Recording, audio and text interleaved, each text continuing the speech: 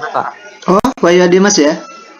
Oh ya, ya baik ya, Wahyu Dimas. Kita sambil nunggu teman, kita mulai saja web kita yang ke-7 ini dengan sama-sama baca basmalah. Bismillahirrahmanirrahim. Ini Suti Wardah sudah hadir juga ya? Iya, Pak. Ya, ini ya baik ya, kita di web yang ke-7 ini kita ngambil tema prosedur dan teknik penyusutan arsip ya. Kalau di modul kita prosedur dan teknik penyusutan arsip. Nah, lalu kemudian di web yang ke-7 ini kita ada tugas ya, atau kita ada tugas 3 ya.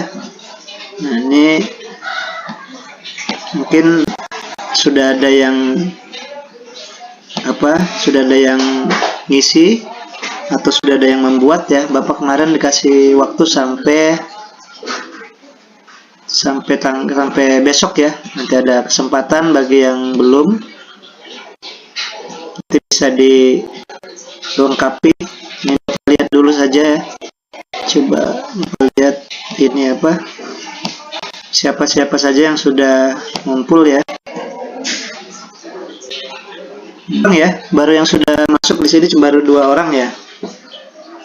Yang sudah masuk, yang sudah ngisi, coba cek ya. Poppy dengan Wahyu Dimas ya. Siti Wardah belum masuk ya.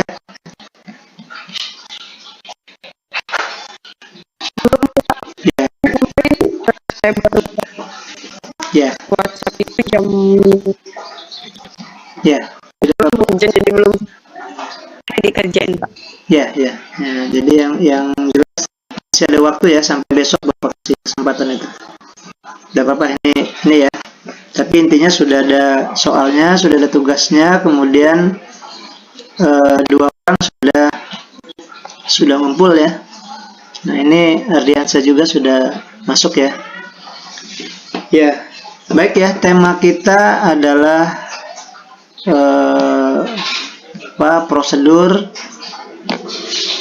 prosedur dan teknik penyusutan arsip ya. Ya, baik, sebelum kita masuk ke prosedur dan penyusutan arsipnya ya, tekniknya kita akan maknai dulu prosedur dan tekniknya. Jadi biar kita tahu sebenarnya apa sih yang akan kita lakukan untuk prosedur dan teknik ini dalam rangka penyusutan arsip ya. Baik, kalau kita maknai secara umum ya, prosedur adalah tahap kegiatan untuk menyelesaikan suatu aktivitas ya. Jadi tahap-tahapan ya. Kalau kita dengar kalimat prosedur di universitas, kemudian di kelurahan ya, misalnya ada prosedur pengambilan mata kuliah. Berarti kan nanti di situ akan kita lihat bagaimana tahapan-tahapan dalam mengambil mata kuliah itu ya. Misalnya satu harus syaratnya dulu, misalnya SPP-nya harus dibayar ya, UKT-nya atau SPP-nya dibayar. Kemudian kedua, masuk ke laman, kalau dia online, laman aplikasi ya. Kalau di kampus biasanya ada SIMAK ya, sistem informasi akademiknya. Baru kemudian pilih jadwal mata kuliah apa yang akan diambil, kemudian dosennya siapa, waktunya, karena kita dikasih kebebasan juga biasanya bisa ambil sendiri. Nah, itu prosedur-prosedurnya ya. Baru kemudian setelah selesai di upload, setelah selesai di permohonannya, nah, kemudian mungkin ada syarat-syarat lain yang harus dilengkapi ke fakultas, misalnya bagian akademik. Nah, baru sampai mendapatkan kartu KRS ya, kalau baca rencana studi misalnya. Atau di universitas atau di UT juga ada prosedur pengambilan mata kuliah. Ada yang dipaket, ada yang mengambil mata kuliah yang misalnya TWEB, ada yang tidak TWEB ya, juga ada prosedurnya. Jadi prosedur adalah tahapan ya, tahapan atau misalnya kegiatan untuk menyelesaikan satu aktivitas. Jadi memang sudah di tahap-tahapnya sudah dikasih tahu ya. Kalau di kampus biasanya dikasih kayak flowchart itu ya. Misalnya kalau kita lihat kalau mau kasih lihat contoh, misalnya mungkin bisa telusur ya. Kalau kita telusur, misalnya kita lihat ya, ini Bapak lihat sekilas saja ya. Nah, ini kan prosedur gitu ya. Prosedur ya, mungkin ini dalam hal misalnya mutasi masuk misalnya. Jadi kalau ini kita contohkan misalnya gitu ya. Jadi biasanya dibuat bagan seperti ini. Sama seperti tadi misalnya prosedur mendapatkan mata kuliah, kemudian atau prosedur misalnya bagaimana ujian, tata cara ujian ya. Ini juga dicontohkan misalnya bagan ya. Ada juga yang dibuat dalam bentuk bagan. Jadi bagan prosedur mutasi masuk misalnya. Ini kemungkinan di pemerintahan daerah ya. Kalau kita ingin masuk pindah, kemungkinan ini ya, pindah tugas di tempat kita, nah, kemudian di tempat lembaga kerja kita dia buat seperti ini. Misalnya ada pemohon ya, pemohon kemudian masuk ke instansi asal dari instansi asal kemungkinan ini ya, kemudian ke pengajuannya sepertinya ya, mutasi ke gubernur, ke BKN. Nah ini contoh mungkin di Jogja nih ya, kemudian ke bupati, baru proses lagi ke mana nih, direkomendasikan apa tidak ya, tidak direkomendasi BKP, kemudian tersedia formasi apa tidak, tidak tersedia, kemudian seleksi administrasi kompetensi, kemudian kinerja ya, sikap berlaku, sampai terakhir dibuatkan SK-nya ya. SK-nya baru balik lagi ke pemohon dikasih. Jadi kalau kita ingin pindah misalnya ya,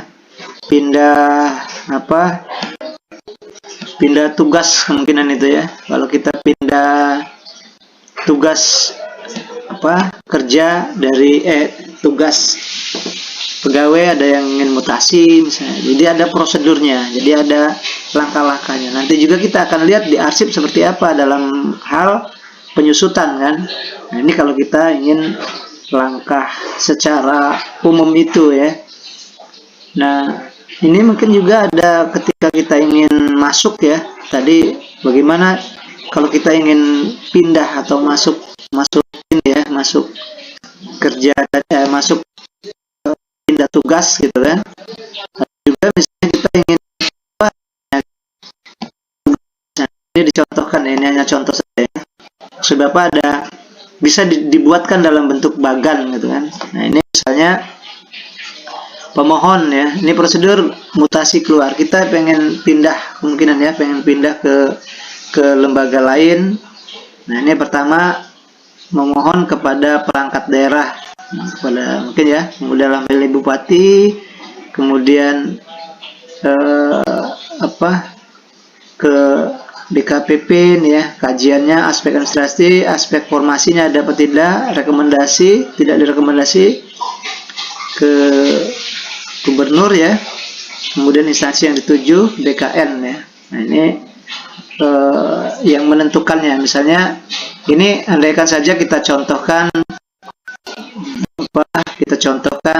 ada orang yang mau pindah kan begitu ya. Kalau kita dari daerah, misalnya kayak Bapak kemarin istri tugas di kabupaten di Sekayu ya, mau pindah, mau Bapak tarik ke arah yang dekat misalnya di Palembang ya, maka kita ngajukan mutasi pindah gitu, pindah dari tempat asal gitu kan.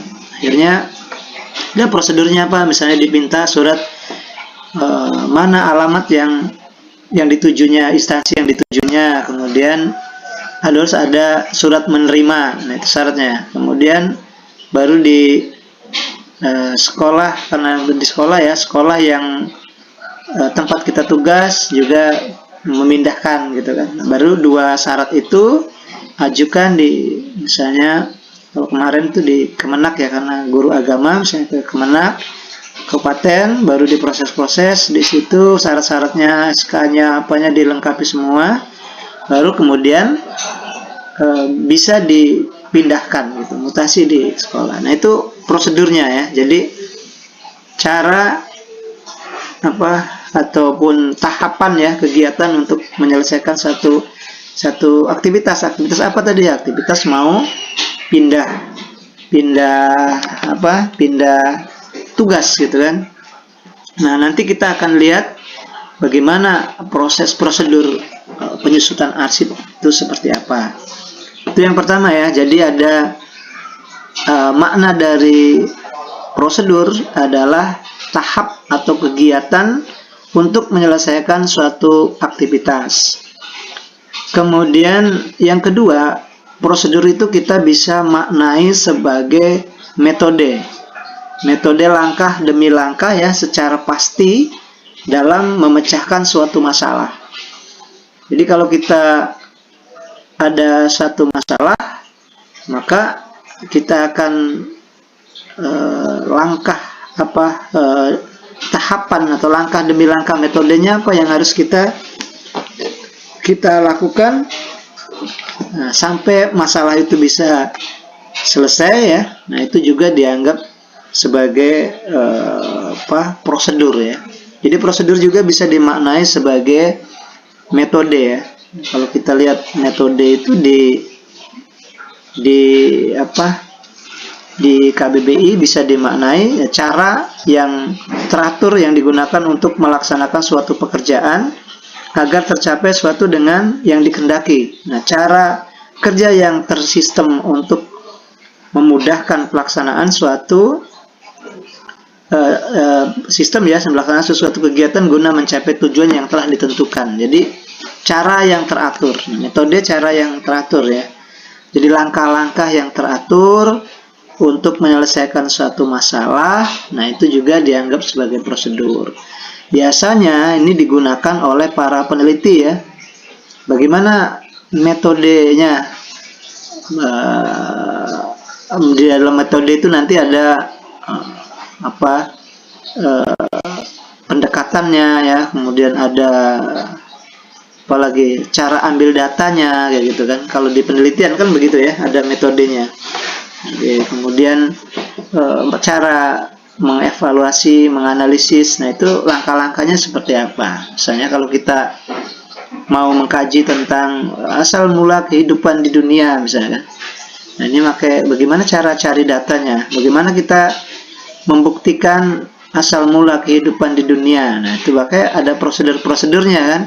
Satu kita uji dulu misalnya dari melihat secara nyata di lapangan sebenarnya asal mula kehidupan di dunia ini dari mana misalnya kan. Prosedurnya berarti satu, mencari fakta, mencari data kan, data-data ya, hasil-hasil di entah di masyarakat, entah di buku, entah di berdasarkan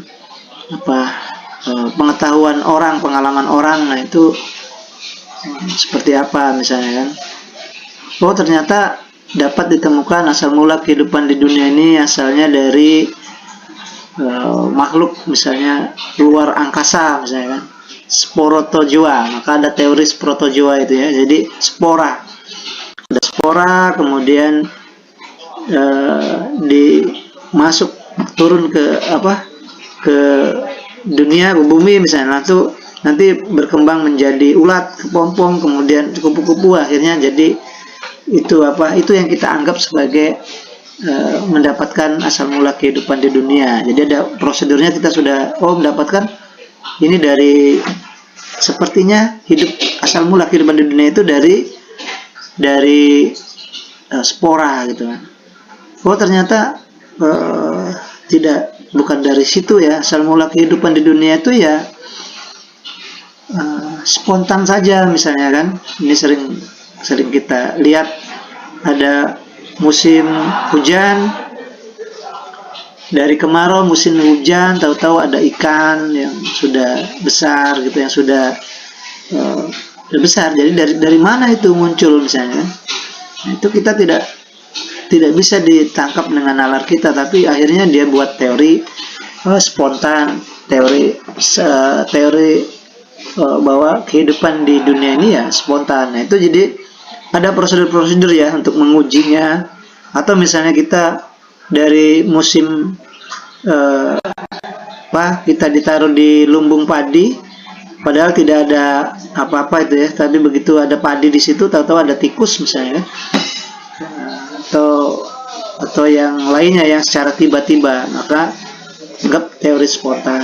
Jadi maksud Bapak ini ada prosedur-prosedur untuk menguji itu, langkah-langkahnya seperti apa, sampai pada akhirnya bahkan makhluk hidup berasal dari telur gitu kan ya, karena makhluk hidup berasal dari telur. Ternyata bukan dari telur ya, telur juga tidak akan hidup kalau tidak ada makhluk hidup lain. Ada makhluk hidup kalau daging ditutup. Nah, itu dulu ya, ada teori-teori omni ovum ovum, nah itu yang kita pelajari dulu kan. Itu jadi akhirnya itu syarat dengan prosedur-prosedur ya, semuanya dilakukan dengan tahapan-tahapan ya, dengan tahapan-tahapan. Nah, itu prosedur ya. Jadi dengan metode, jadi dianggap sebagai langkah atau metode, langkah demi langkah yang pasti dalam menyelesaikan suatu masalah apa tadi. Karena tadi pengen melihat bagaimana asal mula kehidupan di dunia, kita ngelihat dari penelitian. Untuk kita pakai metode, ternyata itu bisa selesai kalau kita mengikuti prosedurnya ya, prosedur atau tahapan-tahapannya. Jadi prosedur juga kita maknai sebagai metode ya. Tadi tahapan, ini dimaknai sebagai metode. Sementara metode adalah cara yang teratur ya, menguji bertahun-tahun ya, melihat satu masalah gitu kan. Juga metode ini bisa dianggap sebagai sikap kelompok ya, sikap kelompok terhadap bahasa, atau kalau itu pengertian secara umum lagi ya, di memaknai bahasa suatu kelompok, bahasa seseorang. Ternyata ya mungkin punya metode-metode, punya prosedur-prosedur dalam menamai sesuatu. Misalnya ada orang menamai satu wilayah juga seperti itu ya. Kalau kita di dunia sejarah, kalau kita menemukan benda-benda bersejarah, nah itu ada caranya bagaimana kita menamai benda itu. Kalau di Jawa kan, seperti di Jogja misalnya candi ya. Nah, kalau kita ketemu candi misalnya, ini juga ada pengalaman, bukan pengalaman, maksud Bapak pernah melihat secara langsung di Jogja itu, ketika dia mau bangun perpustakaan, tahu-tahu baru menggali ini di UI ya. Kalau kita lihat di perpustakaan Universitas Islam UII ya, Islam Indonesia itu di Jogja. Nah, itu perpustakaannya bentuknya melingkar ya, di tengahnya ada candi, di bawah itu ada candi. Nah, itu dulu begitu, ketika kita ingin bangun perpustakaan, katanya ternyata waktu menggali pondasi ada candi gitu kan. Begitu digali lagi meluaskan, jadi ada arcanya, ada prasastinya di situ ya. Nanti ada tempat pemujaan mungkin ya, zaman-zaman dulu kan. Jadi batu-batunya masih ada. Akhirnya digali. Akhirnya perpustakaan yang dulunya mau berbentuk segi empat melengkung akhirnya, karena di tengahnya ada candi. Tetapi bisa dijadikan wisata ya, bisa dijadikan tempat tempat untuk ya wisata sejarah ya, ada candinya di tengahnya. Nah itu dinamainya melalui prosedur, melalui metode ya. Bagaimana menamai candi? Oh ternyata katanya pertama kalau kita ketemu benda bersejarah candi, lihat dulu ada nggak misalnya prasasti di situ, ada tulisannya, misalnya ada tulisan nama prasasti apa gitu disebutkan, misalnya kayak Borobudur atau Prambanan misalnya kan, itu sudah ada kemungkinan ada ininya, ada apa, ada apa, ada kayak prasastinya gitu, ada tulisan ini Candi Prambanan, waktu itu sudah disebut namanya itu misalnya kan. Tapi kalau tidak ada lagi, nah itu kita sulit, biasanya nyari wilayahnya itu.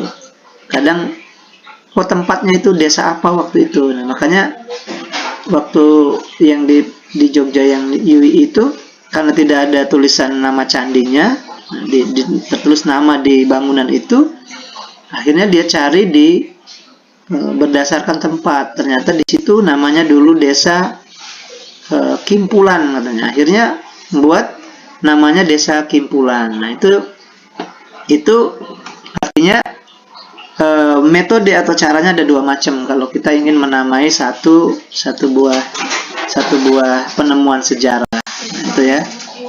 1, 2, 3. Ini 7 orang ya. Ini Bapak absen dulu aja ya. Ini. Itu ya. Jadi prosedur kita maknai sebagai tahapan dan juga metode ya. Tadi sudah sampaikan apa artiannya. Ini Bapak absen lagi, sebelum nanti kita absen lagi di terakhir ya, di awal ini kita absen dulu. Yang ngumpul tugas baru 2 orang ya. Ini sudah Bapak kasih nilai. Nanti yang belum masih ada waktu sampai besok ya. Bapak kasih waktu sampai besok. Ini Bapak isi dulu presensinya. Ini koneksinya ya.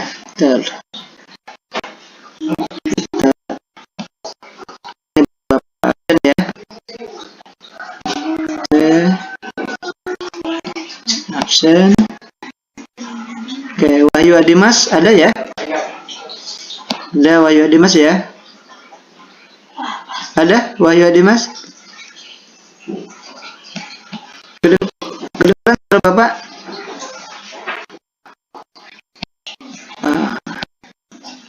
Ada ya? Kalau di sini ini Wahyu. Oh, belum ada ya? Ada nih. Wahyu Adimas ada ya? Sulastri, Siti Wardah, Risa, Dewi Puspita, Ardiansa, Aman Maulana. Oke, Bapak langsung. Sulastri ya. Sulastri, Siti Wardah, ada 7 ya.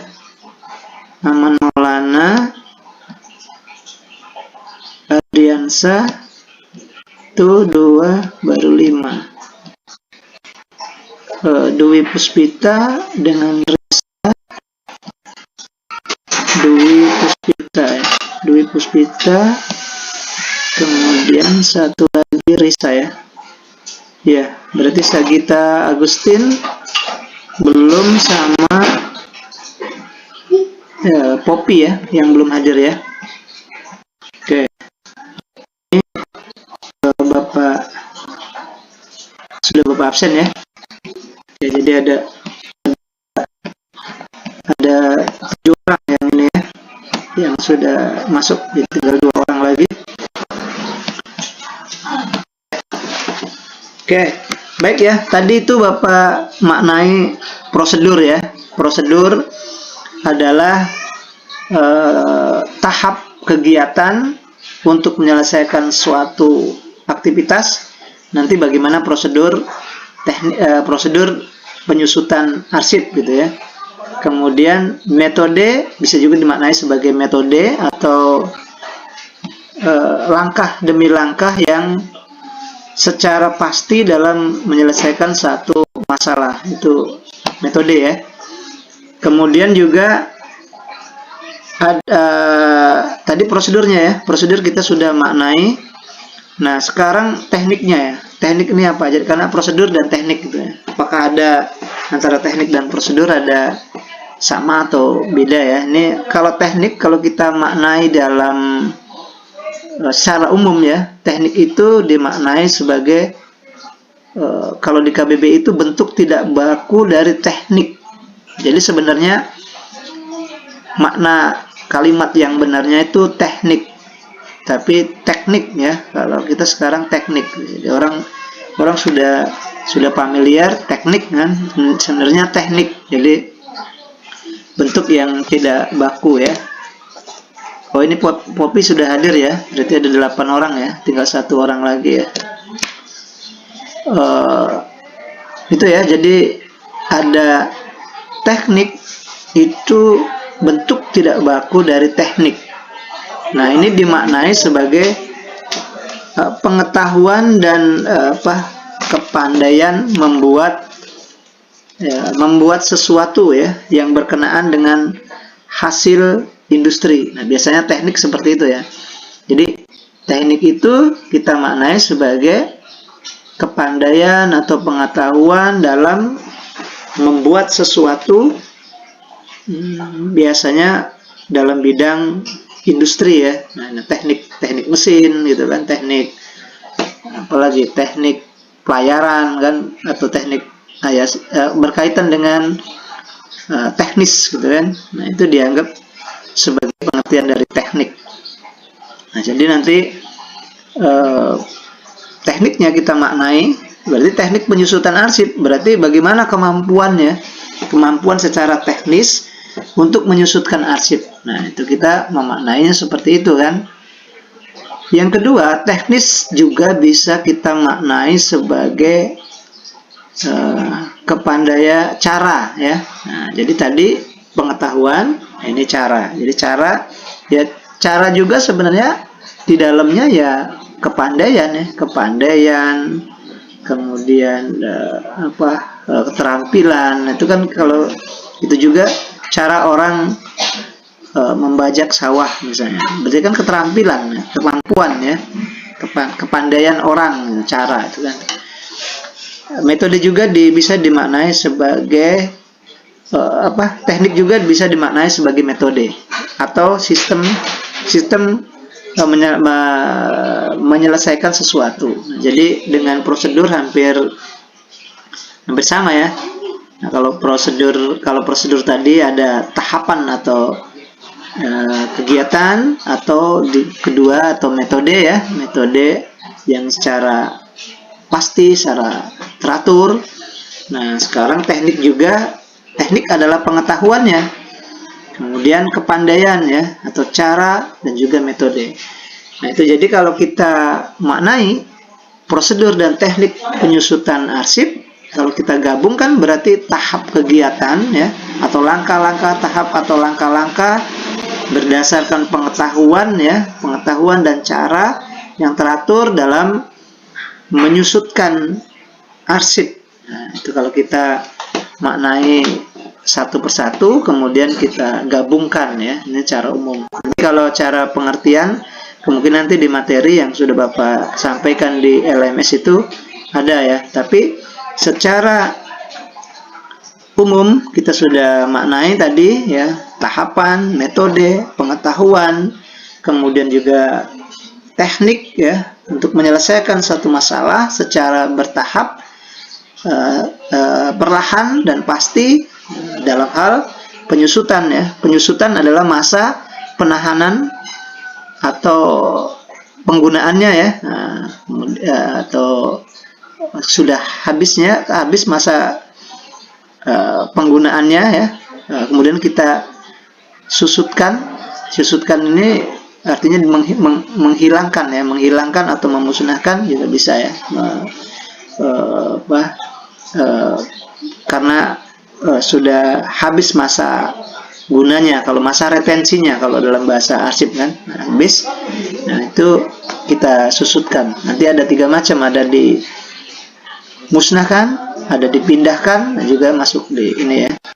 Kemudian ada juga ya disimpan secara permanen ya, kemudian ada dimusnahkan atau diserahkan nanti ke pihak depo arsip.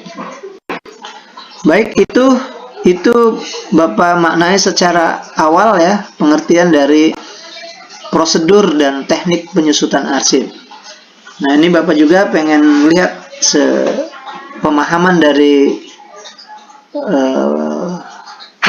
wakilnya ya, atau kalau bisa satu persatu ini ya, sebelum kita masuk ke penyusutan arsipnya, nanti apa saja kegiatan yang dilakukan dalam penyusutan arsip itu. Oke, masih kedengar suara Bapak ya? Halo? Ya Pak, masih Pak. Ya.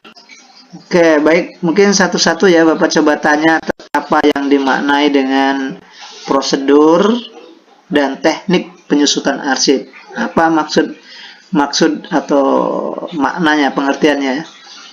Mungkin dari siapa tadi? Dari Ardiansa dulu deh. Bapak Ardiansa silakan. Baik Pak. Kameranya aktif ya? Oh iya. Silakan.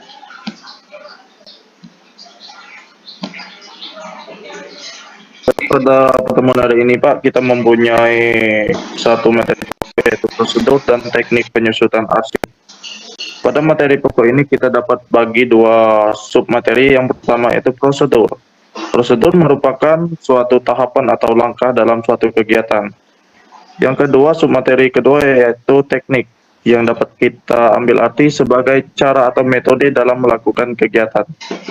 Berdasarkan materi pokok kita ini yang bertemakan prosedur dan teknik penyusutan arsip, dapat kita artikan sebagai suatu tahapan ataupun langkah-langkah berdasarkan cara dan metode yang telah ditentukan dalam kegiatan penyusutan arsip itu tersendiri.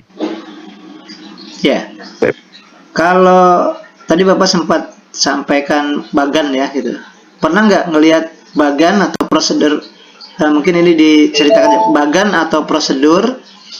Misalnya Ardiansa di mana tugasnya? Aktivitasnya? Masih di lapangan Pak.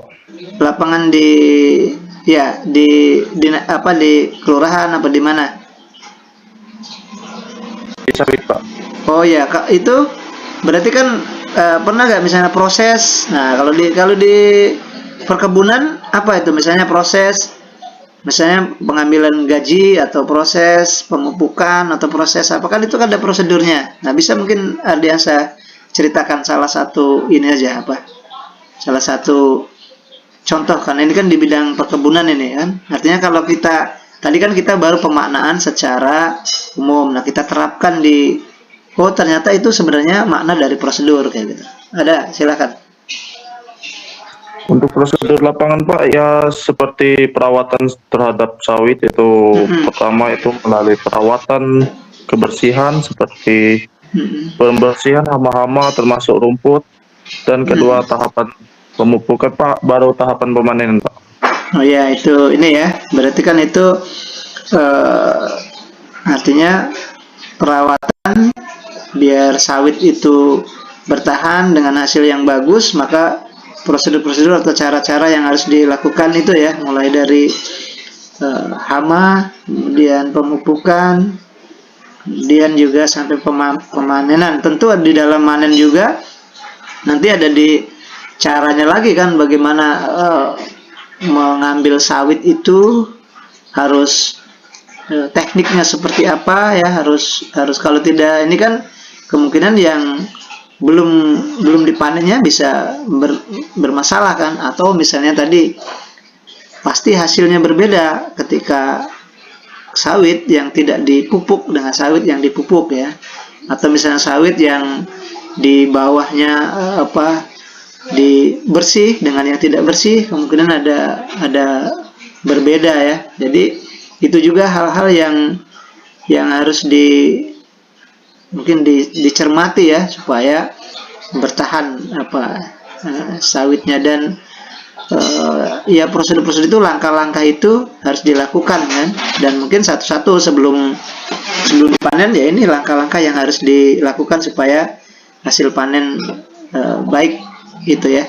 Mungkin perkiraan seperti itu ya Ardiansa ya. Baik, Pak. Ya, ya baik Ardiansah. Satu orang lagi saja ya dari yang putrinya. Salah satu ini Poppy, ada nggak Poppy? Poppy Sabrina ya. Kedengaran suara Bapak Poppy?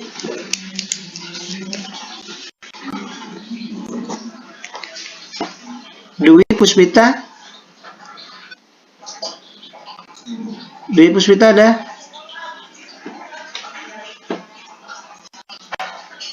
Dwi Puspita? Risa? Risa kedengar suara Bapak?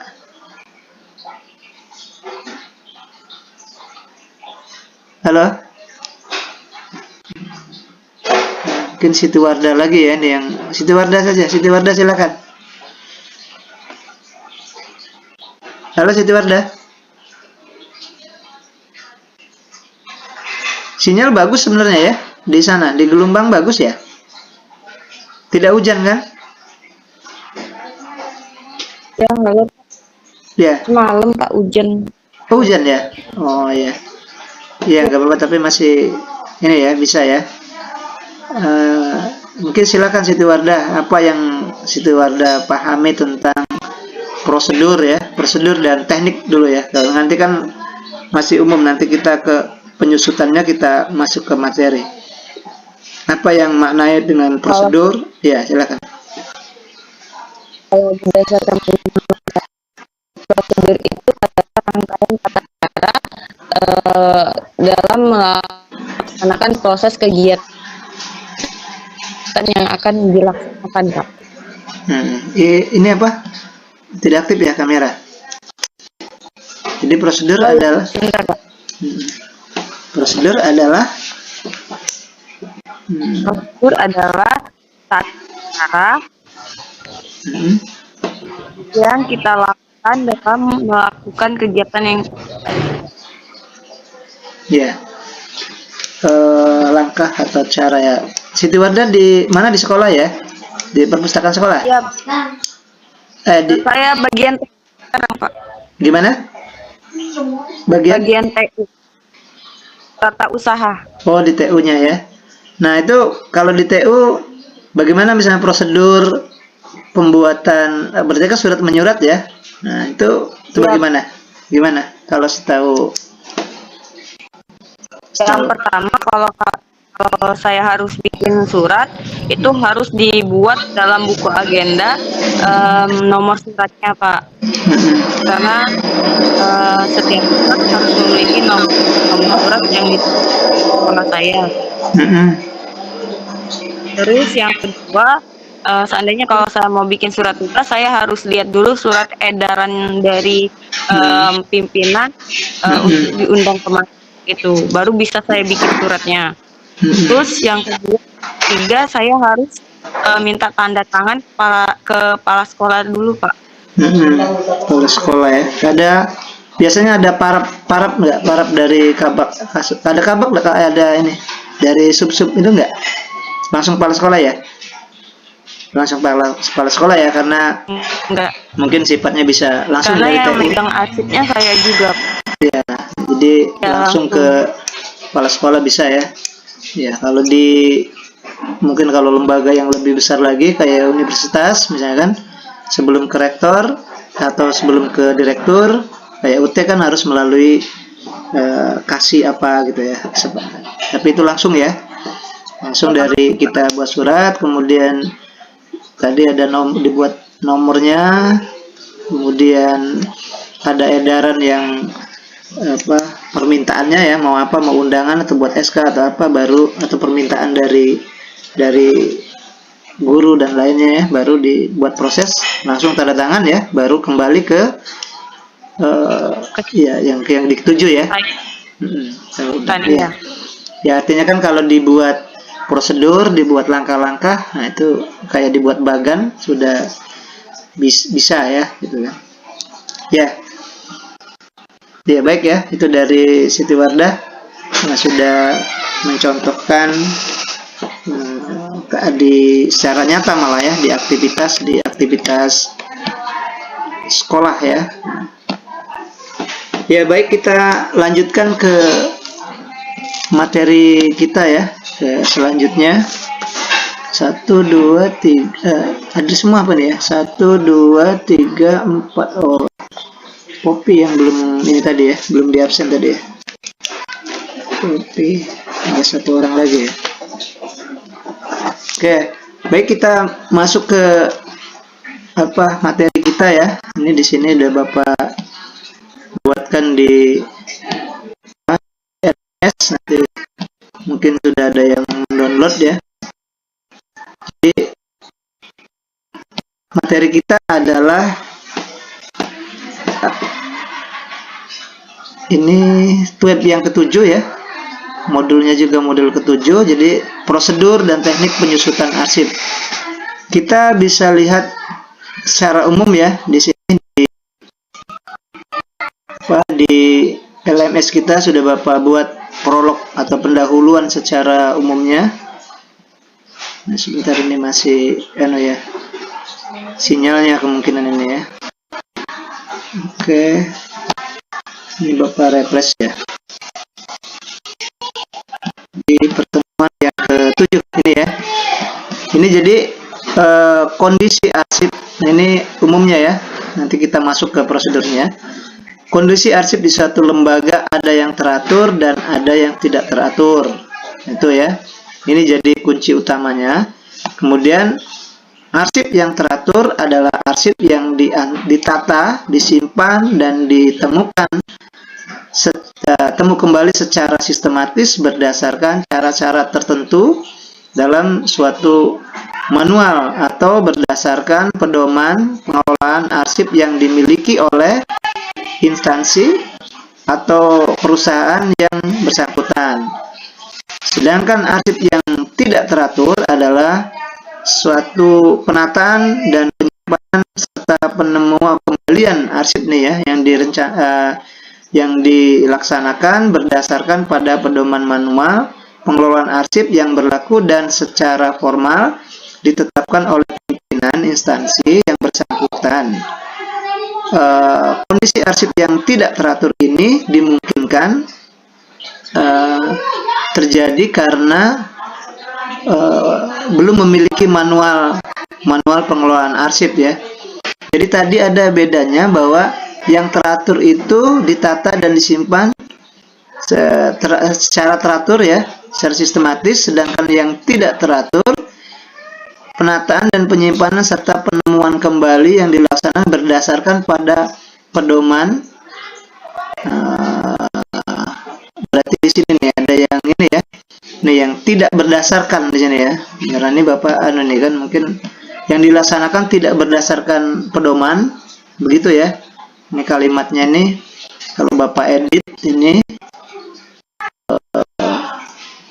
jadi ada ini ya, ada apa? Oke, kita bisa edit tadi ya, yang kalimat yang kebalikannya saja ya. Berarti kalau arsip yang tidak teratur, ini waduh Bapak pindah dulu ya ininya apa? Bapak edit dulu nih. Satu, yang tidak teratur adalah ada penambahan kalimat tidak di situ harusnya ya. Terminasi. Jadi sedangkan arsip yang tidak teratur adalah suatu penataan dan penyimpanan serta penemuan kembali arsip dilaksanakan berdasarkan, tidak di sini ada kalimat tidak ya. Ini Bapak berdasarkan ya. Tidak berdasarkan manual gitu ya. Kita menyimpan berdasarkan secara natural saja gitu loh, disimpan di mana gitu kan. Oke, itu ya. Jadi itu secara umumnya tadi sudah Bapak edit juga bahwa ini kondisi arsip yang ada di kita di satu lembaga itu ada yang teratur dan juga ada yang tidak teratur gitu ya. Nah, kemudian yang teratur berarti dia sudah pakai manual ya, pakai pedoman, tata cara, kemudian langkah-langkah gitu ya dalam penggunaan aktivitas arsipnya. Sementara yang tidak teratur ya kebalikannya, tidak disusun berdasarkan penataan, penyusunan. Artinya belum memiliki jadwal retensi arsip ya kalau bahasa ininya ya, bahasa ilmu kearsipannya. Nah, itu ya. Jadi itu yang mendasari nanti kenapa arsip harus disusutkan gitu ya, harus disusutkan atau dimusnahkan, apa disimpan, apa dipindahkan gitu ya. Jadi itu ada kondisi yang seperti itu, tidak tertata dan juga tertata. Nah, sebenarnya kalaupun tidak tertata, ya berjalan sebenarnya ya aktivitas, apalagi misalnya lembaganya kecil, udah berjalan walaupun tidak ditata, tidak disusun. Ya kita tahu itu arsip undangan, ya taruh saja di kotak mana gitu kan. Nanti kita begitu mau butuh cari-cari ketemu juga kan. Nah, tapi kalau dia ditata, ada tempatnya, ada ininya, cepat ya dalam menemukannya. Atau misalnya ketika masuk ke dalam lembaga yang lebih besar, misalnya kita di SAPSAP misalnya kan. Nah, itu kalau tidak ditata tentu kesulitan karena sudah banyak kan ada orang yang mau bayar bulanan tahunan ya, pajak tahunannya, ada yang mau rubah bentuk kendaraannya, ada yang mau rubah alamat, ada yang mau balik nama kan, ada yang mau misalnya sudah hanya bayar biasa saja, rubah ya tadi ya, rubah atau reguler, bayar pajak tahunan. Jadi tentu sudah banyak itu kalau kita tidak ditata, tidak disusun, begitu mau cari lagi kesulitan kan, karena tidak ditata ya, tidak ditata dengan baik. Nah, sebenarnya kalau sekarang sih kadang-kadang karena sudah ada program ya, program sistem, udah pakai aplikasi. Nah, itu sudah lebih rekam jejaknya ada. Oh, ini yang buat, ini yang tidak. Bahkan mungkin begitu sudah jadi di scan, dipoto, langsung diupload. Nah, itu juga bisa seperti itu ya. Jadi menatanya melalui program. Tetapi tetap saja manualnya ketika kita butuh kan, karena ini adalah periodik ya, setiap tahun dia bayar, setiap saat dia mungkin ada perpindahan kendaraannya ke tempat dijual kan. Nah, ini minta balik nama tadi ya. Nah, jadi ketika besar lembaganya, ya mau tidak mau harus ditata gitu kan, harus disusun. Nah, selanjutnya kalau misalnya tidak disusun dengan disusun, kalau yang disusun juga tertata bagus gitu ya, tetapi karena banyak kan, bertahun-tahun numpuk ya, walaupun Pak ini sudah dijadikan file gitu ya, file juga sama saja ya, kalau dia kapasitasnya sudah besar, ada sekian banyak juga banyak, maka harus dilakukan penyusutan ya. Nah, bagaimana nih supaya aktivitas tetap efisien, tetap efektif, maka harus melakukan penyusutan. Tetapi bagaimana menyusutkan itu? Ya tentu ada prosedurnya, ada langkah-langkahnya ya.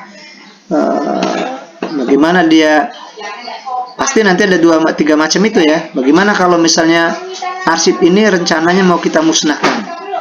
Nah, prosedurnya seperti apa? Langkah-langkahnya. Oh, arsip ini mau kita pindahkan gitu ya, pindahkan dari satu lembaga atau pindahkan ke depo arsip ke Perpustakaan Nasional gitu kan. Nah, itu juga ada langkahnya seperti apa. Nah, itu ya. Jadi awal kita memaknai persoalannya adalah di lembaga itu ada arsip yang ditata, ada arsip yang tidak ditata.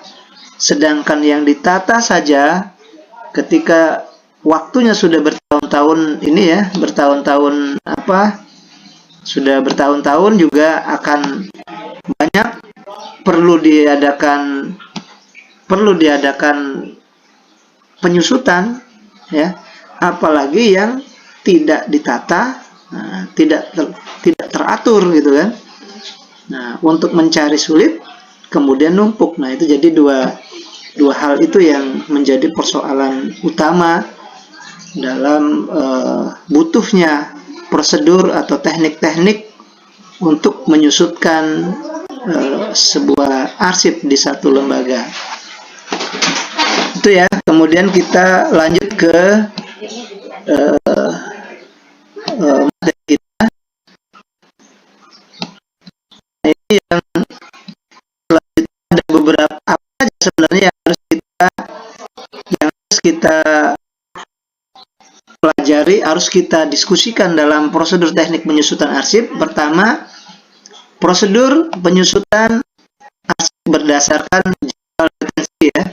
Nah, ini yang kita maknai tadi, bahwa arsip yang sudah teratur ya, kemudian dianggap punya jadwal retensi kan, karena dia teratur kapan dia dimasukkan jadwal, dibuat kapan sudah ada, kemudian rencana akan pemusnahannya pun ada ya, tanggal waktunya. Nah, kita sudah bisa hitung prediksi kapan waktunya. Nah, itu sudah kita bisa prediksikan dalam jadwal retensi. Yang kedua adalah prosedur penyusutan yang belum memiliki jadwal retensi. Artinya ini yang kita anggap arsip yang tidak teratur tadi ya, arsip yang masih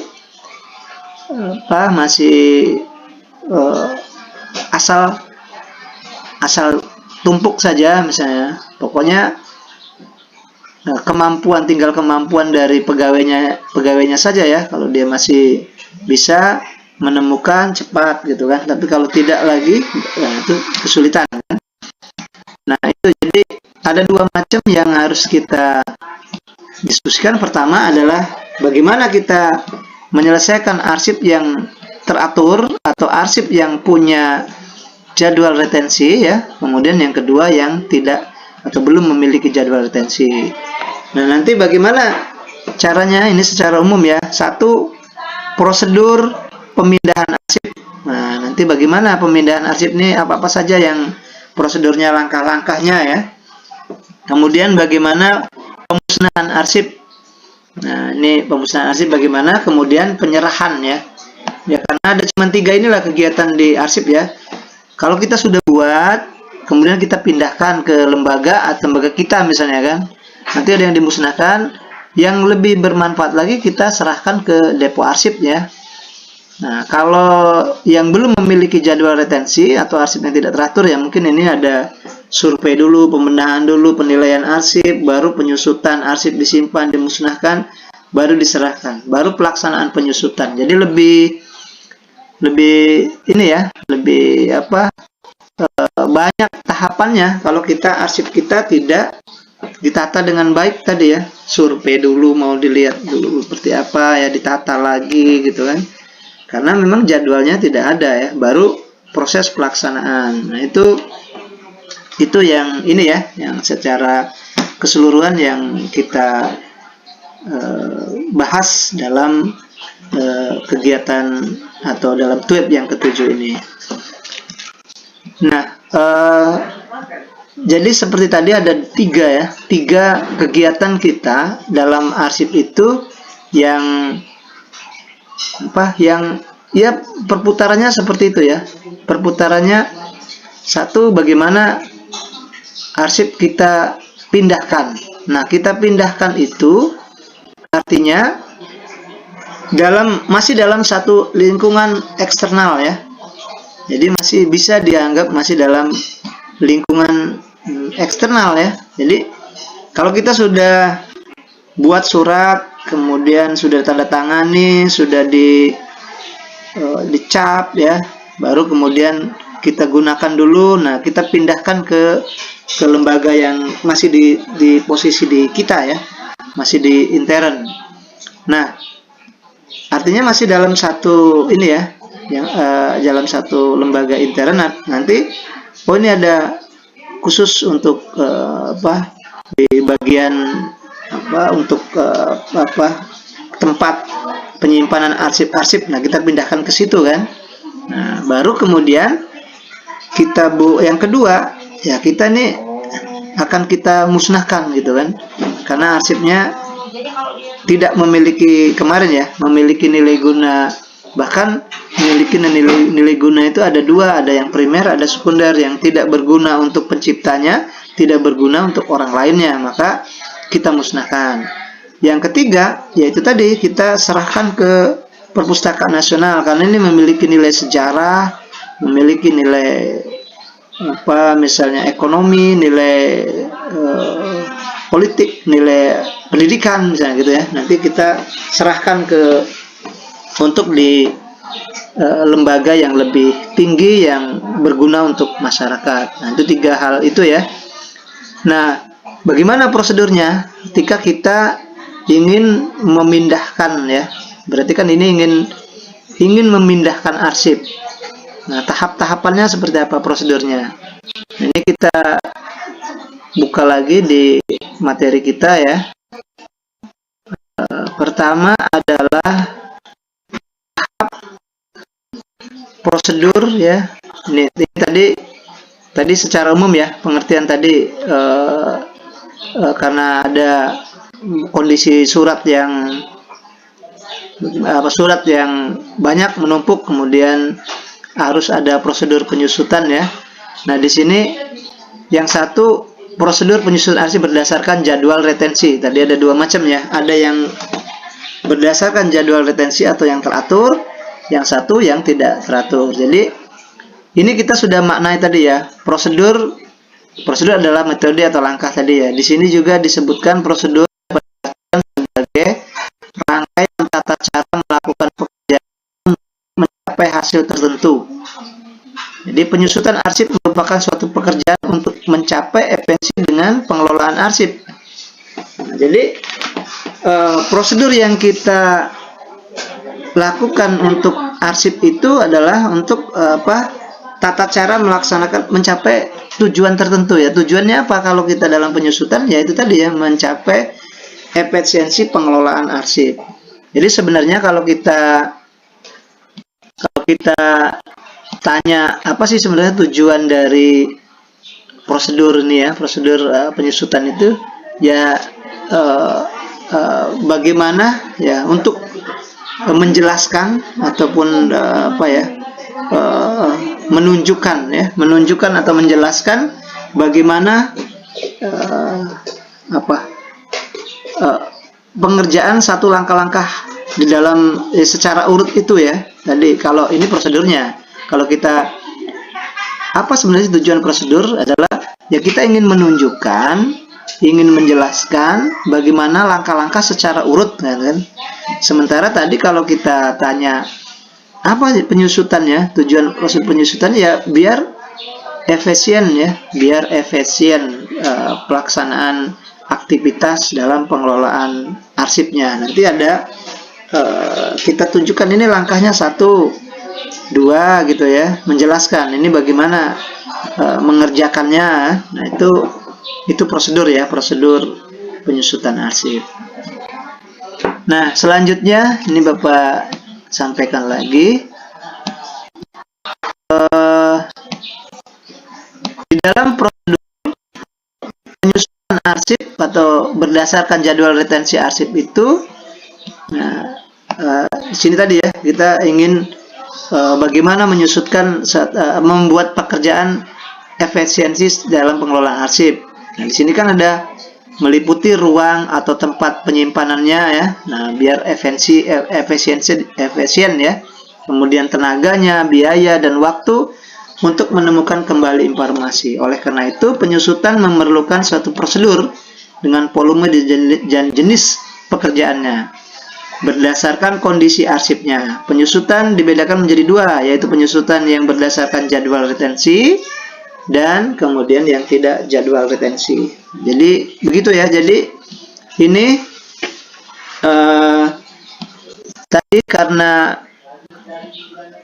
pekerjaan yang kita lakukan pengen efisien dalam pengelolaannya, membutuhkan prosedur ya, prosedur atau langkah-langkah ya, ya, agar berjalan secara efisien. Nah, yang apa saja sebenarnya yang kita lakukan, langkah-langkah apa saja ya, di situ ada tadi masalah uangnya, tempat penyimpannya, tenaganya ya, kemudian biaya dan yang lainnya ya.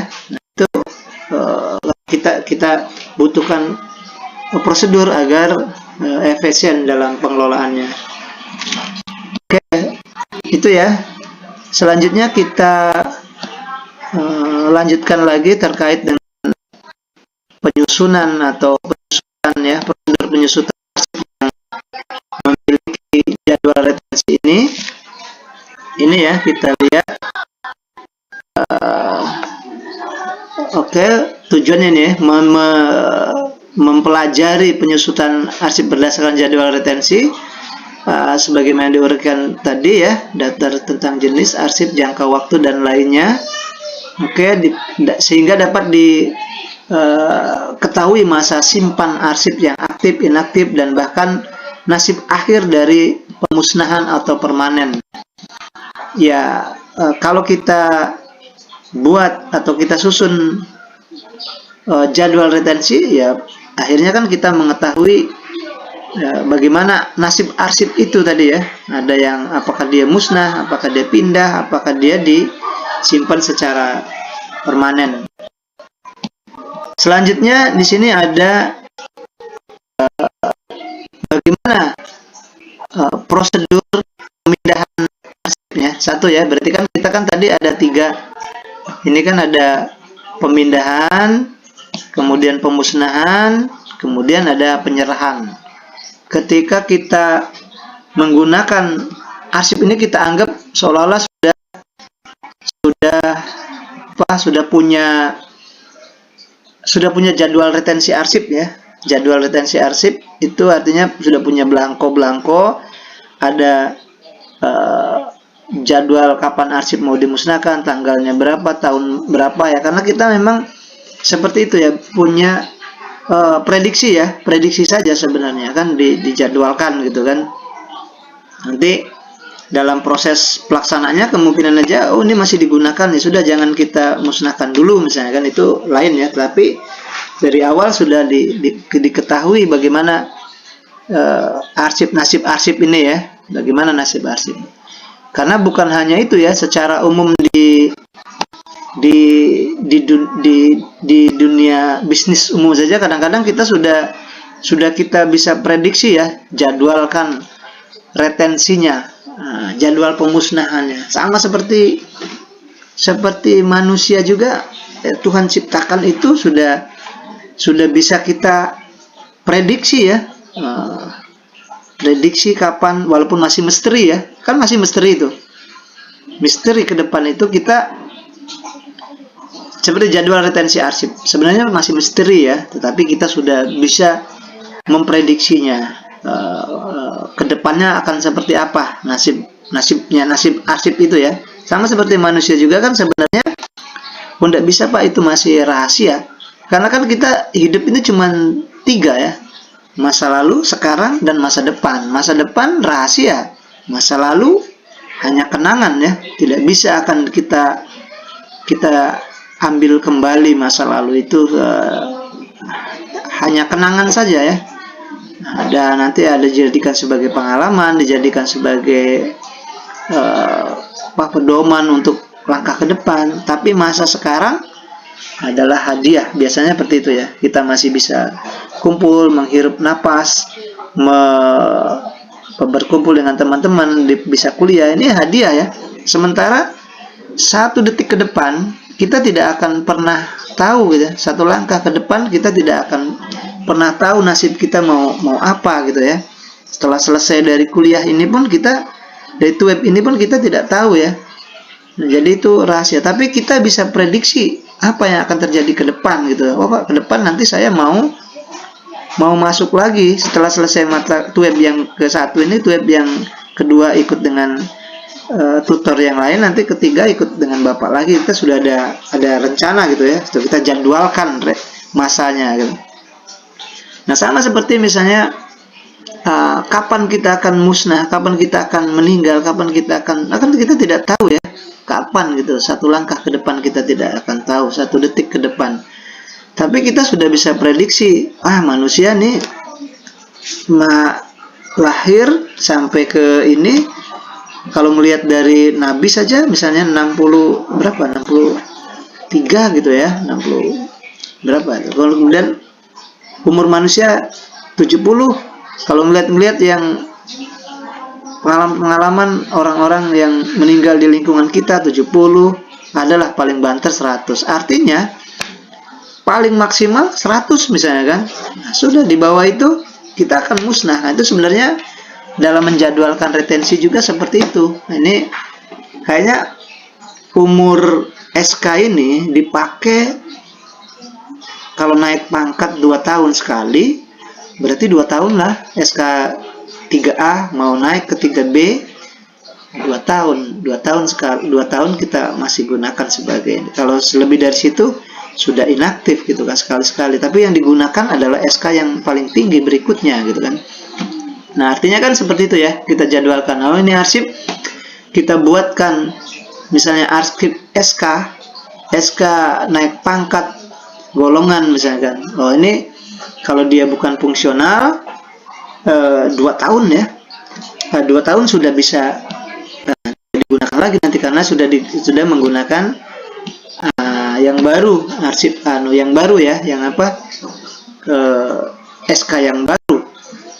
Jadi artinya kita sudah bisa jadwalkan nanti adalah ini, karena tinggal pilihan 3, mau dipindahkan, mau dimusnahkan, atau mau dipindahkan mau disimpan secara permanen gitu kan. Nah, itu ya. Jadi menentukan jadwal itu karena ini sudah terjadwal. Jadi pertama tentang pemindahan. Kita akan pindahkan arsip kita. SK kita tadi mau pindahkan ke mana gitu ya, ke tempat filenya.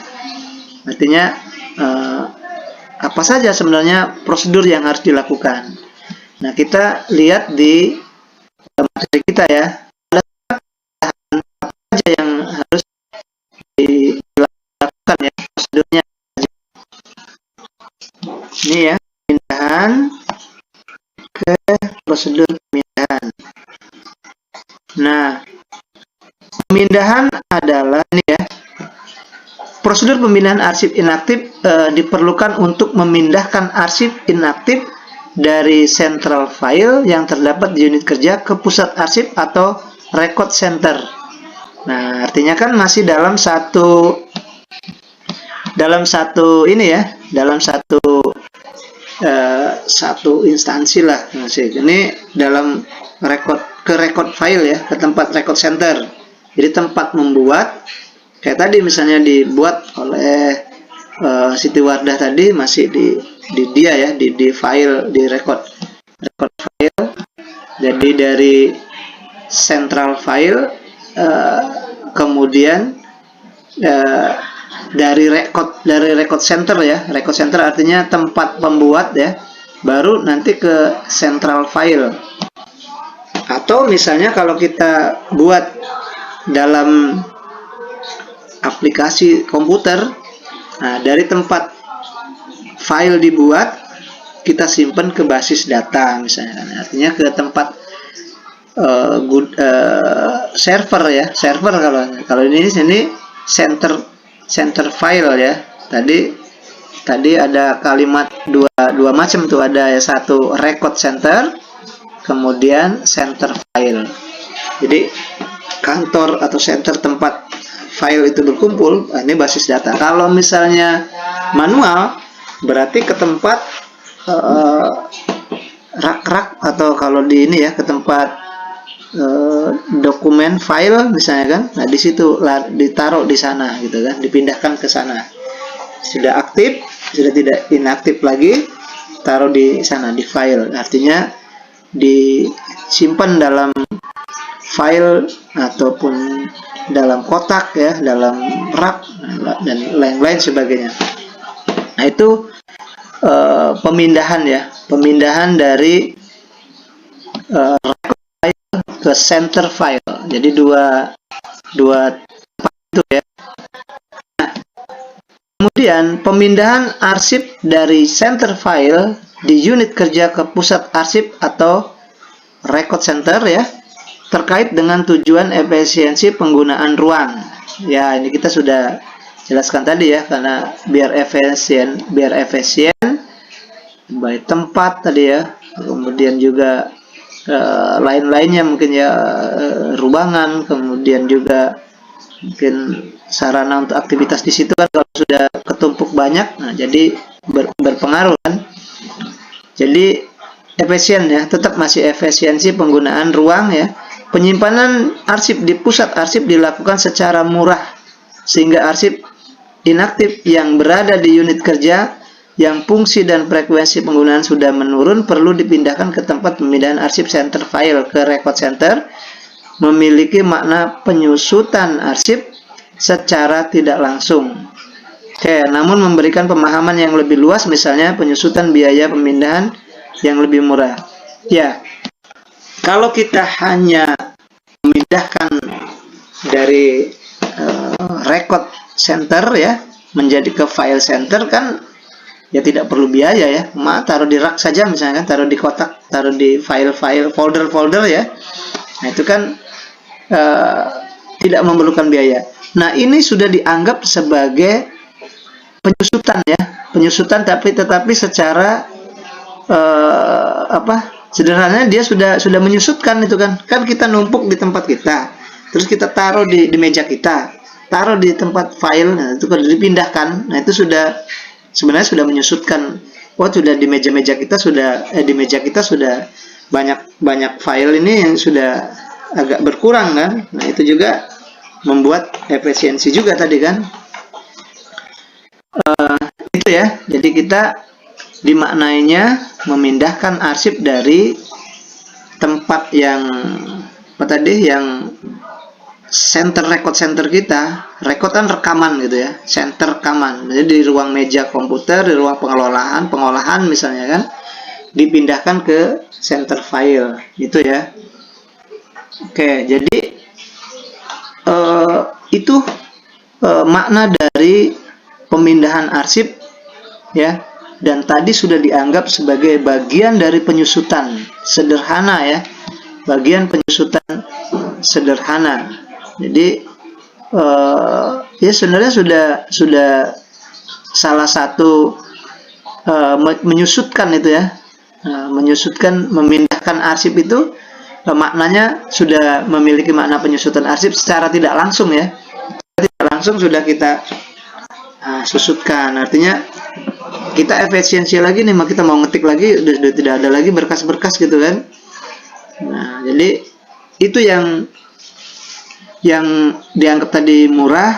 Kemudian juga kalau kita punya lemari yang luas, misalnya folder-folder yang bagus kan, itu sudah kita anggap murah tadi ya. Kalau disusutkan ke lembaga ini kan mungkin perlu biaya pengantaran, biaya lain-lain ya. Nanti itu pada saat diserahkan, penyerahan itu kemungkinan berbeda ya. Nah ini kita susutkan, kita pindahkan dari record center ke record file, jadi ke basis data. Kalaupun dia bentuknya dalam bentuk digital, ya, dipindahkan ke aplikasi ke server ya, ke server. Oke itu ya. Jadi pertama adalah pemindahan dari record center ke record file. Nah, di dalam pemindahan itu prosedurnya secara umum adalah sebagai berikut. Nah, jadi yang pertama adalah kita periksa. Nah, itu di sini ya. Ada mungkin bisa dicatat ataupun bisa dibuat dalam bagan ya. Berarti satu, pemeriksaan. Kita periksa dulu arsipnya kan, kemudian didaftarkan. Setelah didaftarkan ditata kan, tata baru pembuatan tata cara pemindahan arsipnya. Ini Pak, misalnya Bagaimana cara pindah, apakah dibuat berita acara, baru pelaksanaan pemindahan. Jadi hanya begitu ya. Jadi pertama diperiksa ya. Periksa, kemudian kedua didaftar, kemudian ketiga ditata, keempat di berita acara mungkin ya. Dibuatkan berita acara baru pelaksanaan pemindahan. Nah, itu kalau kita buatkan dengan bentuk bagan, ya, kita buat dalam bentuk bagan, ya tinggal dibuat ini saja ya, ini saya contohkan di sini ya. Misalnya yang kita contoh tadi yang dari pemindahan mutasi tadi ya. Nah, ini yang ini misalnya kan. Jadi satu misalnya di sini diperiksa misalnya kan, arsipnya periksa misalnya di sini. Kalau ini kan kita contoh minta bagannya aja misalnya kan. Ini kan mutasi keluar masuk ini ya, pegawai tadi ya. Kalau misalnya jadi dibuat seperti bagan ini, berarti ini pemeriksa. Sudah diperiksa baru kemudian didaftarkan. Nah, sudah didaftarkan baru ditata. Nah, ditata ya. Kemudian sudah ditata baru misalnya nanti tadi sudah ditata ya, sudah ditata dibuat berita acaranya. Nah, misalnya dibuat berita acara, kemudian baru pelaksanaannya misalnya ini ya. Nah, jadi kalau kita mau buat bagan ya bebas kita buat bagan seperti apa ya, tapi langkah atau misalnya prosedurnya tadi itu tadi ada berapa tadi, ada 4, ada 5 ya. Itu ada 5 langkah ya, 5 langkah atau 5 metode atau 5 pengetahuan tadi kalau kita mau ini ya, teknik tadi kan, pengetahuan. Jadi 1 kita daftarkan, kemudian periksa dulu ya, mendaftarkan dari penataan, kemudian cara pemindahan, baru pelaksanaan pemindahannya. Jadi diperiksa dulu, misalnya tadi ya ada arsip di tempat kita, ini masih digunakan nggak sih misalnya. Kalau sudah digunakan, oh deh, yang ini kita daftar ya, didata, kemudian ditata, disusun ya, disusun, baru kita pindahkan ke file center ya, dari record centernya.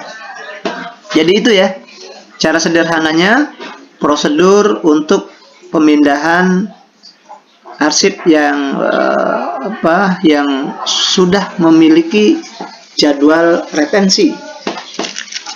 Nah, sekarang kita akan lihat kalau seandainya itu digunakan ya, atau kita akan ini karena tidak memiliki nilai guna kita musnahkan. Berarti ini adalah prosedurnya seperti apa ya pada saat kita memusnahkan arsip. Nah, kita maknai dulu. Pemusnahan arsip adalah kegiatan menghancurkan fisik dan informasi arsip melalui cara-cara tertentu ya, sehingga fisik dan informasinya tidak dapat dikenali lagi. Pemusnahan arsip ini memiliki risiko ya, hukum ya, yang sangat tinggi. Karena arsip yang sudah terlanjur dimusnahkan tidak dapat diciptakan atau tercipta lagi.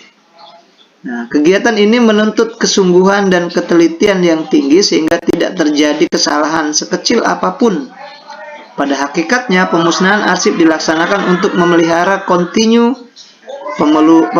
pengelolaan arsipnya dan memelihara kesinambungan hidup arsip sejak ia diciptakan, kemudian dikelola dan pada akhirnya dimusnahkan. Terkait dengan risiko ini, maka kegiatan pemusnahan harus berdasarkan prosedur ya. Nah, baik. Jadi pemusnahan arsip adalah kegiatan menghancurkan fisik dan informasi sehingga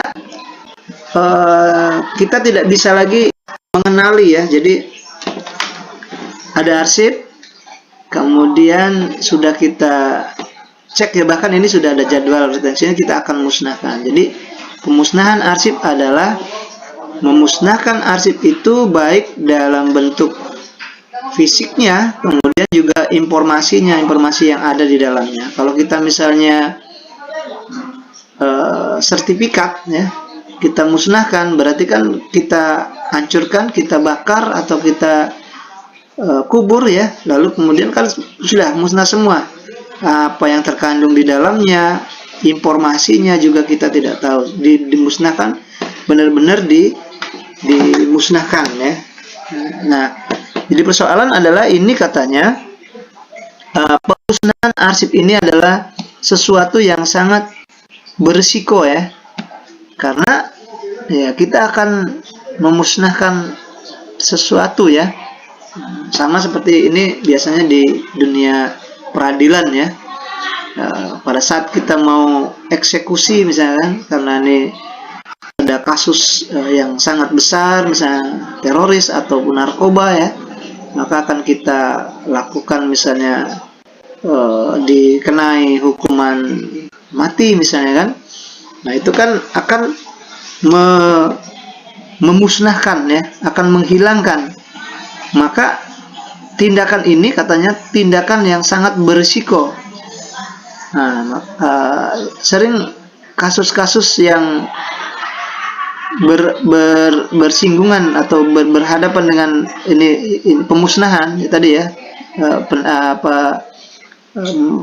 dihukum mati. Nah itu prosesnya sangat panjang prosedurnya ya. Apa saja yang harus dilakukan? Seperti kasus sekarang misalnya, kasus Sambo misalnya gitu ya. Sampai sekarang misalnya belum dieksekusi itu, ya ditelusur lagi ininya ya, bagaimana faktanya, bagaimana di persidangan, di bukti-buktinya ya. Nanti kalau memang sudah memenuhi kriteria bahwa ini termasuk dalam hukuman mati, baru diadakan eksekusi. Jadi ini adalah tindakan yang sangat berisiko hukum, kan, berisiko. Dan arsip juga seperti itu. Jadi kalau kita mau menghancurkan ini, kita mau hancurkan akta misalnya kan, nah ini risikonya sangat tinggi, nanti kan kesemuanya sudah musnah kan. Nah itu ya, jadi apa prosedurnya atau langkah-langkahnya ketika kita ingin melakukan pemusnahan ini ya, pemusnahan arsip ini. Kita lihat saja ya langkah-langkah atau prosedurnya. Yang pertama, kalau di itu diperiksa. Ya, berarti kan periksa dulu ya, kasus. Ini hampir sama dengan tadi juga, pemeriksaan. Satu, pemeriksaan. Ini ada berapa nih? 2, pendaftaran. Ketiga, kemudian pembentukan panitia pemusnahan. Pembentukan panitia pemusnahan ya. Oke, keempat, misalnya di situ penilaian. Kelima, persetujuan ya. Persetujuan dan pengesahan. Oke, peradilan, kalau ini kan berarti di peradilan. Kemudian pembuatan berita acara. Baru eksekusi ya, pelaksanaan pemusnahan. Nah, jadi begitu ya. Begitu langkahnya. Kalau tadi pindah arsip cuma ada 5 ya.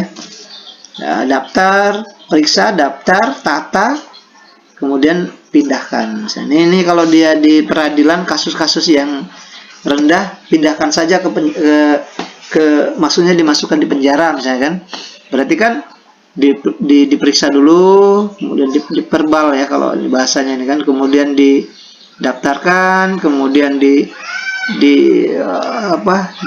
mungkin ditata ya kalau ini kan, baru kemudian pindahkan gitu kan. Mudah ya kalau kasusnya hanya langsung terhukum misalnya kan. Tapi tadi ya, kalau kita ibaratkan dalam kasus tadi ya, oh ternyata memerlukan banyak prosedur, banyak langkah gitu ya. Sama seperti arsip juga tadi, kalau kita mau memusnahkan, satu, diperiksa dulu. Oke, sudah diperiksa arsip ini mau dimusnahkan apa tidak ya, dari ini misalnya kan, dilihat dulu dari segi hukum, dari segi kegunaannya ya, nilai gunanya eksternal dan internal tadi, primer dan sekundernya. Nah, sudah diperiksa, baru didaftarkan. Sudah didaftarkan, baru dibentuk panitia. Nah, ini kan ada tim, berarti kan ada tim lagi yang perlu menyelesaikan persoalan itu, baru kemudian penilaian. Nah, kalau ini ke persidangan mungkin ya, kalau di kasus di peradilan ada sidang, kemudian ya sudah disidangkan, baru melakukan persetujuan persetujuan dan pengesahan. Nah itu, jadi sama seperti arsip juga, nanti disetujui oleh pimpinan kan. Jadi kalau waktu saat kita musnahkan, Pak, ini sudah disetujui oleh pimpinan gitu kan, baru kemudian dibuat berita acara lagi. Sudah buat berita acara, baru eksekusi. Nah, jadi prosedurnya panjang ya kalau untuk pemusnahan. Sama seperti kita kalau yang Bapak kemarin mau naik pangkat, nah itu sekarang kan sudah online ya, sudah di dikti itu ada 8 langkah, 8 prosedur yang harus kita lalui. Satu, sidang senat di universitas, baru diusulkan. Sudah selesai dari sidang senat saja, memenuhi syarat, baru diusulkan.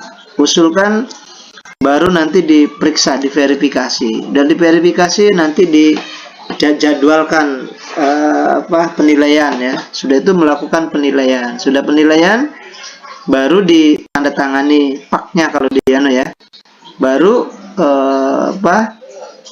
dikirim ke bagian kepegawaian, baru dibuatkan SK. Nah itu kan prosedur-prosedur ya. 1, 2, 3, 4. Oh berarti kita hadir semua ya. Sagita, Agustin. Oke, ini itu ya. Jadi ini sambil nanti Bapak lihat diskusi di dalam dalam LMS juga. Tadi Bapak sampaikan bahwa sangat ketatnya ketika kita ingin memusnahkan ya, baik arsip maupun yang lainnya. Oke, ini kita hadir semua ya. Coba Bapak absen ini yang ininya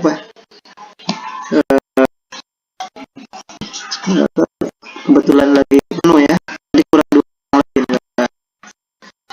lagi ya presensinya.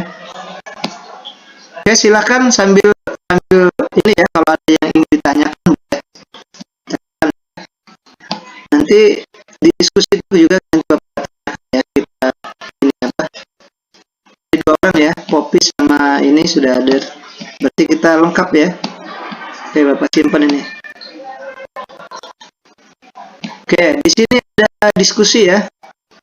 Ini kita coba silakan ada yang ini di web 7 ini. Nah, ini ada diskusi. Tadi jelaskan yang Anda ketahui dengan prosedur ya. Tadi sudah ya, termasuk prosedur kerja sudah Ardiansa dan Siti Wardah tadi sudah. Nah, ini yang survei ini kita belum masuk ya sama survei. Nanti di survei ini adalah bagaimana prosedur ketika arsip kita itu belum memiliki jadwal retensi arsip ya. Nanti selanjutnya kita tentang survei yang itu.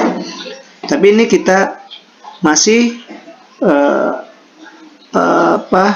prosedur bagaimana dalam penyusutan arsip itu baru 2 ya. Satu, bagaimana ketika kita ingin memindahkan saja, prosedurnya seperti apa ya, karena arsip kan seperti itu ya, ketika dari dinamis menjadi statis, satu, pindahkan saja. Dipindahkan pun sudah salah satu bagian dari penyusutan ya, karena dipindahkan ke file-file kan, ditata gitu kan, dari meja kita ditata ke file-file. Nah itu dipindahkan, artinya kita sudah efisiensial lagi yang ini di meja kita, di komputer kita, karena kita mau buat arsip baru lagi kan. Baru yang kedua, dimusnahkan, karena dilihatnya tidak memiliki nilai guna ya, tidak memiliki nilai guna baik primer maupun sekunder, baik eksternal maupun internal. Akhirnya kita musnahkan gitu kan. Nah jadi persoalan prosedurnya sangat panjang tadi, sekitar 7 banyak ya, ada 7 langkah gitu kan. dari periksa, dari daftar, buat bentuk tim gitu kan, baru kemudian dinilai, baru kemudian dibuat berita acara, ada persetujuan, nah, baru kita musnahkan. Nah, sekarang bagaimana prosedur atau caranya ketika arsip ini untuk diserahkan kepada Depo Arsip atau ke Perpustakaan Nasional, ke Arsip Nasional Republik Indonesia ya, ANRI kalau dalam hal ini. Nah, ini kita lihat di materi kita, prosedurnya apa saja. Kalau arsip kita ini ingin kita serahkan, jadi serah musnahkan, itu tiga hal ya untuk di penyusutan itu. Yang selanjutnya adalah prosedur pemindahan ini sudah ya, pemusnahan sudah. Sekarang prosedur penyerahan ke Arsip Nasional ya, ANRI. Nah, di sini dimaknai bahwa penyerahan arsip ke Arsip Nasional adalah dilakukan ya bila arsip tersebut memang benar-benar memiliki nilai guna sekunder atau arsip statis ya. Kemudian penyerahan arsip dapat dilakukan karena adanya rencana kegiatan pemusnahan arsip di suatu instansi, yaitu ketika menyampaikan daftar arsip yang akan dimusnahkan ke arsip, diserahkan ini ya, dan ternyata terdapat arsip bernilai sekunder ya, atau memang penyerahan arsip yang dilakukan karena telah direncanakan oleh instansi bersangkutan. Di samping itu, penyerahan arsip juga dapat dilakukan setelah adanya pendekatan arsip nasional ya, kepada instansi, kepada pencipta arsip, apapun yang menimbulkan terjadinya penyerahan arsip secara umum perlu melalui prosedur seperti berikut. Oke, jadi ini penyerahan ke arsip nasional itu ya karena memiliki nilai guna ya, sekunder atau arsip statis, kemudian juga ada primer. Nah, ini ya, jadi yang terakhir yang dalam proses arsip yang sudah mempunyai jadwal retensi itu kita akan serahkan ke arsip nasional gitu kan, dalam hal ini ANRI. Nah, yang diserahkan itu kita sudah bahas ya sebelum-sebelumnya juga, karena dia punya nilai guna yang sekunder dan primer dan sekunder ya. Primer bagi penciptanya, kemudian sekunder bagi orang lain, masih masyarakat umum ya yang butuh tentang data itu, dan kemudian kita serahkan. Nah, penyerahan itu ada yang memang kita menyerahkan ke sana, sudah ada ketentuannya di undang-undang. Nanti ketika ada arsip-arsip yang bernilai sejarah, nilai ekonomis, nilai pendidikan, kita serahkan. Ada juga sudah ada pendekatan sebelumnya ya, jadi Arsip Nasional sudah melakukan pendekatan, kemudian ini arsip-arsip apa saja yang kami tarik ke pusat misalnya gitu, ke Arsip Nasional. Nah, sudah ada seperti itu, baru kita lakukan penyerahan ya. Tetapi sebelum melakukan penyerahan itu juga ada prosedurnya. Bagaimana prosedurnya atau langkah-langkahnya atau metodenya ketika kita ingin menyerahkan arsip yang kita punya itu ke Arsip Nasional. Nah, di sini kalau kita lihat di model kita itu sekitar berapa penyerahan ke Arsip Nasional. Arsip itu pertama langkahnya ya atau prosedurnya, satu kita periksa dulu ya, pemeriksaan dan penilaian arsip langsung ya, dan penilaian arsip ya. Nah, ini nanti dicek dulu kalau arsipnya memiliki nilai guna ini ya, jadi diperiksa kemudian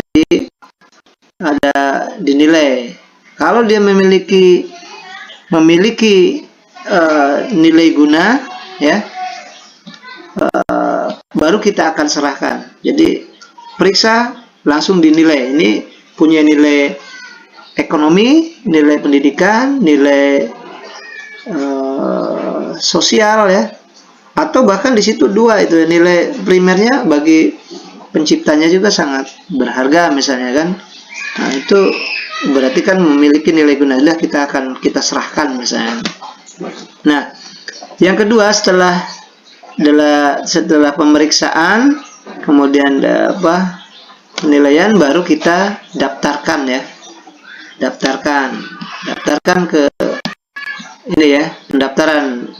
Setelah didaftar, dibuat berita acara. Jadi ini termasuk mudah juga nanti ya, pendaftaran. Kemudian keempat ada pembuatan berita acara. Kelima ada penyerahan ya, penyerahan.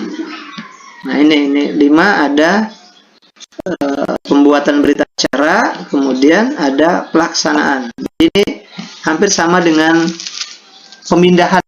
Jadi 5 langkah ya, ada diperiksa dan dinilai, kemudian didaftarkan, kemudian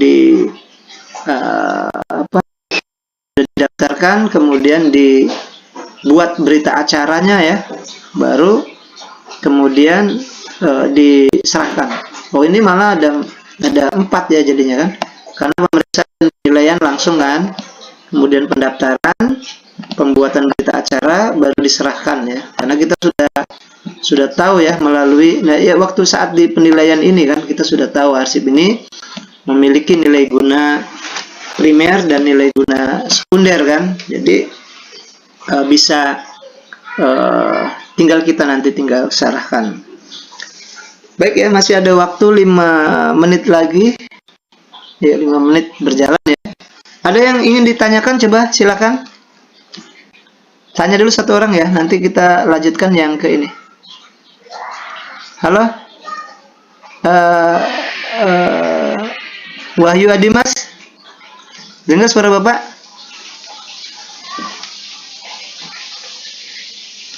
Halo, satu orang ya, satu orang nanya ke Bapak, silakan. Aman Maulana, Ardiansyah, mewakili dari teman, silakan. Nanti baru kita lanjut sedikit lagi. Izin mengajukan pertanyaan Pak. Ya. Apakah ketidakpatuhan terhadap prosedur dapat mempengaruhi kinerja ke depannya? Ya. Terima kasih Pak.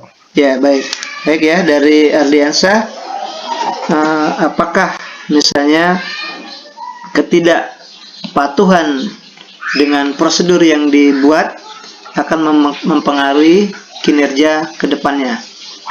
Ya baik ya, kalau kita tidak mematuhi aturan misalnya kan, prosedurnya misalnya kan, kayak tadi kan, misalnya katakanlah kita mau, kan ada 3 tadi ya, ada pemindahan, pemusnahan, kemudian penyerahan. Pemusnahan saja misalnya, ini pemusnahan yang tadi dianggap sangat berhati-hati gitu ya, ketika kita tidak melalui prosedur.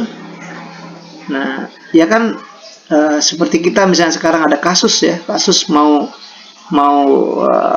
terkena kasus hukuman mati misalnya kan, lalu kemudian ternyata tidak melalui prosedur ya, mungkin karena yang bersangkutan punya kolega yang tinggi misalnya kan, akhirnya tidak jadi diadakan eksekusi karena prosedur sudah pada saat pemeriksaan terlewatkan misalnya kan, penilaian terlewatkan, persidangan terlewatkan. Oke, mungkin dia bisa lolos lah, tetapi masyarakat misalnya kan, dunia bahkan dia mengecamnya. Jadi kan artinya kan kedepannya merusak nama citra, misalnya citra kalau dibilang peradilannya. Nah kalau di arsip juga seperti itu. Ini misalnya harusnya kita musnahkan misalnya kan, ternyata tidak melalui penilaian lagi kan, langsung tahu-tahu dimusnahkan. Arsip ini ternyata ini arsip lembaga ya, misalnya bahkan misalnya ini sertifikat gedung kita misalnya kan, itu kan berarti kan berakibat parah gitu ya, berakibat eh, dengan lembaga. Jadi kedepannya ya merusak lembaga itu sendiri. Jadi apapun ya, ketika kita tidak prosedur yang kita jalani, ya akan berakibat bukan hanya untuk lembaganya, bahkan untuk diri kita sendiri. Ya. Jadi kalau pertanyaannya apakah misalnya kalau tidak patuh dengan prosedur itu akan mempengaruhi kinerja ke depannya? Jawabannya betul ya, akan mempengaruhi kinerja ke depannya, baik lembaga bahkan pribadinya ya. Jadi apalagi tadi pada proses prosedur pemusnahan arsip misalnya kan, ya pasti ini ya kita akan berakibat berkaitannya dengan hukum gitu ya. Ya sama seperti kita misalnya berkendaraan, ya ini prosedurnya kalau langkah-langkahnya berkendaraan harus menggunakan aturannya, prosedurnya, langkah-langkahnya harus punya pakai helm misalnya kan, pakai surat lengkap suratnya misalnya. Ketika kita melanggar misalnya kan, melanggar aturan itu tidak pakai helm ya kena di jalan ya, kena hukuman atau kena ini ya dari pihak kepolisian misalnya yang berwajib yang bertugas kan. Nah jadi begitu ya Ardiansyah, berpengaruh untuk kedepannya ketika kita tidak melalui prosedur. Kalau lembaga itu mungkin sudah ini ya lembaga besar kecil pun sama gitu ya. Kadang-kadang kalau kita kecil Anda usah pakai prosedur, langsung aja kita sudah tahu gitu kan, tapi tetap saja melalui prosesnya. Misalnya oke lah kita eksekusi, tapi dibuat ini berita acaranya, dibuat pengesahannya. Kalau misalnya kita sah, satu saat ada salah ini kenapa dimusnahkan, saya sudah ditandatangan oleh pimpinan misalnya gitu. Jadi bisa untuk alasan kita bahwa kita sudah melalui prosedur, dan biasanya selamat ya kalau dari melalui prosedur. Ketika ada persoalan dia akan selamat ya. Banyak orang yang tersandung kasus itu kan, kalau kita sudah melalui prosedur Pak, ini begitu di pengadilan tuduhan yang mereka lakukan juga nih di pengadilan, kita benar Pak melalui prosedur, ini caranya kita bisa selamat dia. Jadi ketika kita tidak melalui prosedur akan membahayakan ya. Kemudian kalau kita melalui prosedur ya juga kebaliknya akan bisa menyelamatkan apa yang kita tindakan kita itu. Baik, itu Ardiansyah ya. Ya, Terima kasih Pak. ya baik. Selanjutnya nih sedikit lagi aja sekilas saja ya. Ini sudah habis ya. Sekilas saja terkait dengan kebalikannya yang kalau tidak melalui langkah-langkahnya, prosedur-prosedurnya, ya ini tadi ya, kita melalui tahapan ya. Ada ini bagaimana penyusutan arsip yang tidak melalui jadwal retensi ya. Jadi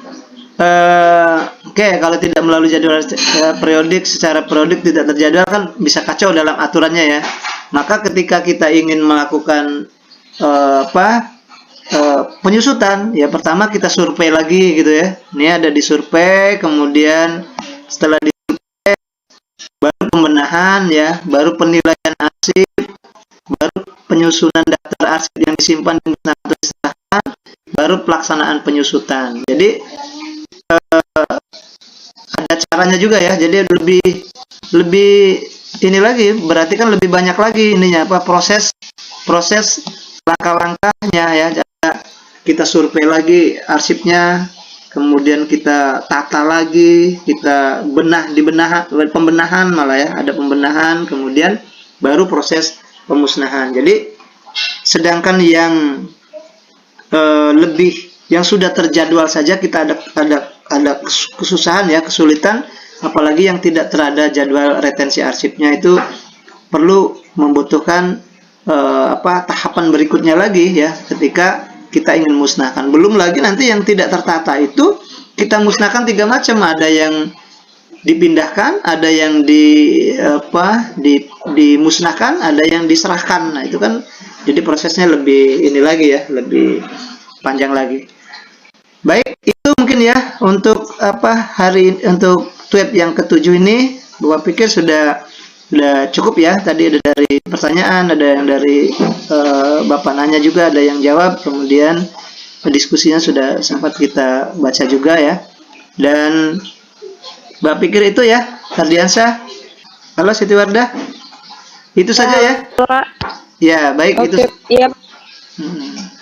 Ya, itu Iya, Pak. saja. Mungkin untuk hari ini kurang lebihnya Bapak minta maaf ya.